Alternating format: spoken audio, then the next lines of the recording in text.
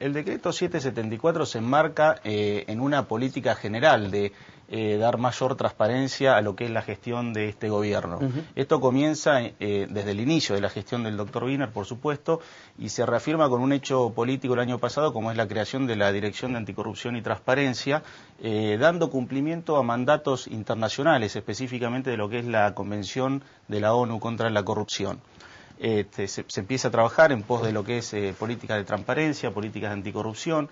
Sale el decreto 692 de acceso a la información pública, una norma realmente importante de la cual carecíamos en la provincia. Lamentablemente hoy lo tenemos circunscripto a lo que es el ámbito del Poder Ejecutivo y debemos bregar e impulsar para que salga la ley de acceso a la información pública en la provincia. De esto hay algo en la legislatura, si quieren después podemos comentar. Y el decreto contiene un capítulo que se llama Transparencia Activa, que es una obligación normativa que se autoimpone, digamos, el gobierno, de tener que publicar información o un estándar de información mínimo. Y a su vez, en ese capítulo se establece un último inciso que dice o cualquier otra información que se decida con posterioridad. A raíz de ahí se toma la decisión política de profundizar esta política de transparentar activamente la administración, de tener una actitud proactiva, de dar información sin necesidad de que se pida, y sale este decreto 1774, en donde se decide. El decreto tiene algunas complejidades, digamos. Yo creo que en algún aspecto ha habido una lectura apresurada del mismo, pero básicamente se decide la creación de una base de datos que en realidad sería la ordenación de datos que ya tiene la administración, obviamente. Se establece cuáles son los datos que se deben contener allí, la nómina del personal, tanto funcionarios como empleados, el lugar donde trabaja, categoría, la remuneración, y por otro lado se establece que luego va a haber una publicación, ¿sí?, de esos datos. Y a su vez se establece una autoridad de aplicación, que es la Subsecretaría de Recursos Humanos y Función Pública, y se establece que la Subsecretaría va a establecer la forma en que se va a publicar.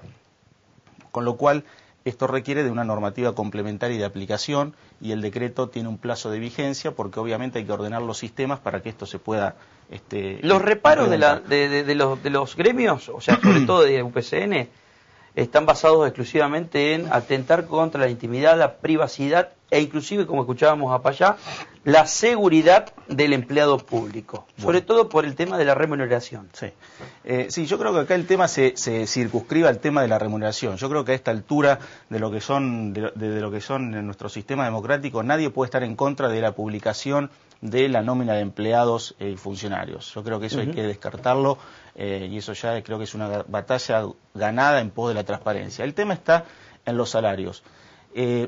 Quiero decir una cosa, por ahí escuché también que se hablaba del tema de los domicilios. El decreto en ningún momento habla del domicilio, y el tema del DNI... Sí, pero para allá dice, teniendo el documento se puede a través de un padrón acceder al domicilio. Sí, en realidad si usted entra en internet y pone con un documento, no le va a salir el domicilio, le va a salir el lugar donde vota, no el domicilio de la persona, ¿sí? Pero en realidad el tema del documento, que sí lo establece como uno de los datos que van a estar contenidos en la base de datos, en el artículo 1 del anexo, en realidad el documento tiene el sentido de permitir la búsqueda de información particularizada a través del documento, con lo cual no necesariamente en la publicación tiene que estar el documento, sino que se previó como un canal de búsqueda. Es decir, porque una cosa es que yo publique... Perdón, aclaremos eso porque creo que es importante. Usted dice que probablemente la autoridad de aplicación diga, no, el documento no se va a publicar, pero lo vamos a tener en la base de datos como un canal de búsqueda. ¿Por qué? Porque una cosa, mire, esto lo tuvimos en cuenta al hacer la norma. Una cosa es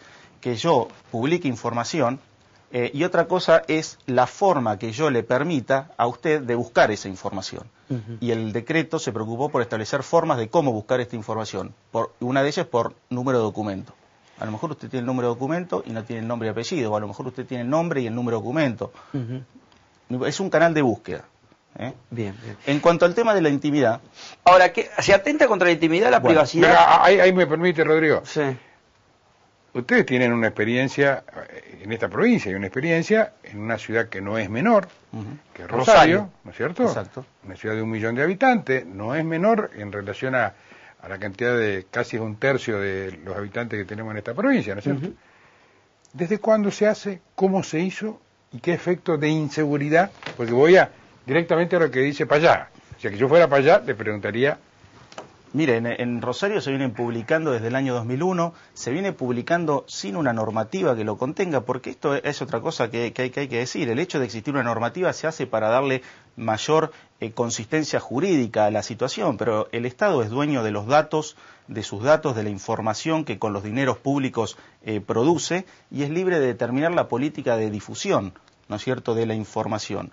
En Rosario se hace el 2001, jamás hubo ningún problema ni cuestionamiento, por lo menos del conocimiento que yo tengo, y tampoco tengo conocimiento de situaciones de inseguridad. Usted me está diciendo que en 8 años, en la ciudad de Rosario, 1/3 de la provincia de Santa Fe, nunca hubo un hecho que generó inseguridad por publicar esos suelos. Que yo tenga conocimiento, no. Me parece que esos son argumentos extrajurídicos, que son utilizados generalmente para plantear posiciones en contra de estas medidas, porque estas medidas, nosotros estamos convencidos de que no hay unos obstáculos jurídicos, pero estas medidas sí exigen remover obstáculos políticos y culturales, lógicamente. A ver, ¿cómo es eso? ¿Cómo es eso? Vamos a hablar sobre eso.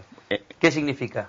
Esto significa lo siguiente, digo que nosotros pensamos que no hay un obstáculo jurídico en el sentido de que uno de los argumentos para oponerse a este decreto es que afecta el derecho a la intimidad, ¿no es cierto?, como escuchábamos recién en la persona que hablaba de UPCN. Bueno, vivimos en democracia, todos tienen derecho a plantear su posición, y este es el argumento principal que se utiliza. Nosotros creemos que el derecho a la intimidad es un derecho reconocido constitucionalmente y que no es absoluto, ¿no es cierto? Y debe ser valorado en el contexto en el que estemos analizando. Acá estamos analizando el contexto no de una relación entre privados, sino de una relación de empleo público, es decir, que se inserta en la esfera del Estado, en donde, y por eso digo... Y a donde se lo considera al empleo público como funcionario público. Exactamente, bueno, el concepto, digamos, que contiene las convenciones internacionales, por ejemplo la de la ONU contra la corrupción, cuando pone el concepto de funcionario público engloba tanto a funcionarios públicos como a empleados públicos, en donde su remuneración tiene su origen en dinero público, en el caudal público que proviene del pago de impuestos que hacen ustedes, que hago yo, que hacen los televidentes, que hacen todas las personas. Es decir, y por lo tanto, digamos, el dueño, o esa información se produce con dinero público, por lo tanto, lo que se considera, y esto se considera a nivel internacional, y la Subsecretaría para la Reforma que conduce Marto Llanarte a nivel nacional también lo considera así, es que esa información producida con dinero público le pertenece al ciudadano, y el ciudadano tiene derecho a acceder a esa información. A nivel nacional, ustedes lo pueden ver en la Municipalidad de Rosario, lo pueden ver en la Municipalidad de Ushuaia, Tierra del Fuego, en la ciudad de Morón. Usted me preguntaba lo del tema de la seguridad, y hablando con alguna persona de la Municipalidad de Morón, preguntábamos estas situaciones. Acá jamás hubo un problema, nunca hubo oposición a las medidas de esta naturaleza.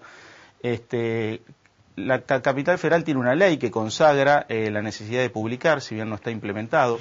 A nivel regional, Chile, ustedes pueden entrar al gobierno de Chile y ver los salarios, pueden entrar a la ciudad de San Pablo, en Brasil, y ver cómo están publicados. Perdón, porque justamente algunos empleados de UPCN han, no sé si judicializado esto, realmente no sé si, a mí me resulta muy difícil pensar que un empleado de por sí vaya, pero vamos a respetar lo que está a la vista, ¿no? ¿Hay algún antecedente judicial al respecto? Mire, el tema es que a nivel nacional no hay antecedentes judiciales. Sí hay un caso muy interesante resuelto hace algunos meses, en julio de este año, por la Corte Suprema de Brasil, en referencia al decreto que ordena la publicación de salarios en la Municipalidad de San Pablo, en Brasil. La Municipalidad de San Pablo saca una norma que ordena la publicación de salarios vinculada al nombre del empleado, es impugnada. El Tribunal de San Pablo en primera instancia ordena la suspensión de la medida, llega a la Corte Suprema, y la Corte Suprema, en un fallo de julio de este año, dice de que es constitucional, de que es legal la medida de la municipalidad, revoca la sentencia de la instancia anterior, y si usted hoy entra a la municipalidad, a la página web de la Municipalidad de San Pablo, va a haber publicado absolutamente los sueldos de 147.000 empleados aproximadamente.